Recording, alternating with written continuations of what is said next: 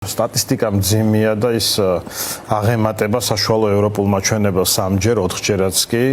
ხოლო საუკეთესო ევროპულ მაჩვენებელს 7-ჯერ. ბევრი წიაღსვლაც არ არის საჭირო, რომ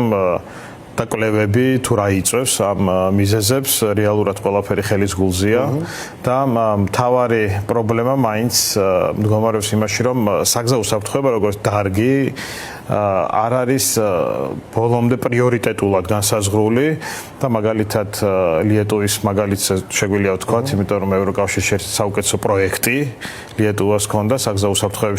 უსაფრთხოების მიმართულებით, ვინაიდან ყველაზე დიდი მაჩვენებელი დაღუპულების კლების ზუსტად მათ აჩვენეს წლების განმავლობაში არის ის, რომ საგზაო უსაფრთხოებას სჭირდება პასუხისმგებელი სტრუქტურა, რომელიც მთლიანად ორიენტირებულია საგზაო უსაფრთხოებაზე. ეს არ ნიშნავს, რომ რაღაც დამატებით სამინისტროები და დეპარტამენტები შეიქმნას, არსებული რესურსითაც კი შესაძლებელია, რომ არსებობდეს აი საგზაო შემთხვევებზე პასუხისმგებელი სტრუქტურა. ჩვენ დღეს გვაქვს ესეთი ვითარება, რომ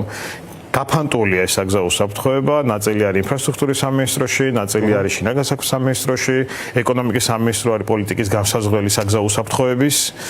და ასე შემდეგ. ამიტომ მთავარი მიზეზი ამისი არის ის, რომ მენეჯმენტი ამ საგზაო უსაფრთხოების არ არის ეფექტიანი. გვაქვს საგზაო უსაფრთხოების სტრატეგია, სახელმწიფო სტრატეგია, რომელიც 4 წლის განმავლობაში მიიღება და შემდეგ ყოველწლიურად ასე ვთქვათ ხდება გადახედვა,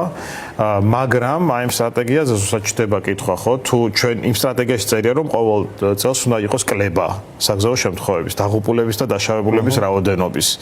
როდესაც გადის ეს წლები და შემდეგ გადავხედავთ, იყო თუ არა ეს კლება, რეალურად ჩვენ 2017 წლის შემდეგ